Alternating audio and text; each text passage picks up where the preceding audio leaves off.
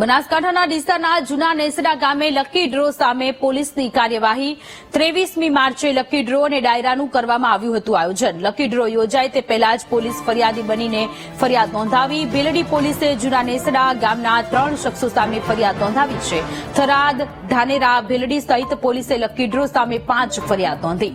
Lucky ડ્રોના mastermind Ashok માળી સામે ધાનેરામાં વધુ એક ફરિયાદ દાખલ થઈ છે। અશોક માળી હજુ પોલીસ પકડથી દૂર છે।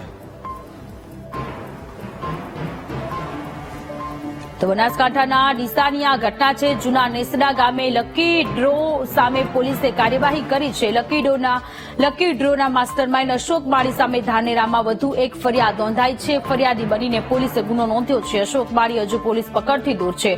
અશોક માળીની શોધખોળ પોલીસે શરૂ કરી છે। તેની ધરપકડ કરવા માટેના ચક્રો ગતિમાન કર્યા। સંવાદદાતા રોહિત જોડાયેલા છે। રોહિત, બનાસકાંઠાના ડીસામાં જૂના નેસડા ગામે લકી ડ્રો સામે પોલીસે કાર્યવાહી કરી છે, વધુ જાણકારી।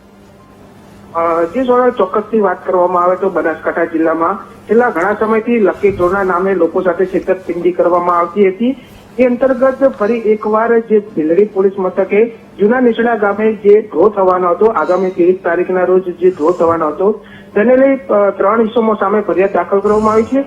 કહી શકાય કે વારંવાર જે ગાયોના નામે હોય કે પછી અન્ય નામે વારંવાર જે ડ્રો થઈ રહ્યા છે તેની સામે હવે પોલીસ કડક કાર્યવાહી કરી રહી છે અને અત્યાર સુધી 5થી વધુ ફરિયાદ પણ દાખલ થઈ ગઈ છે।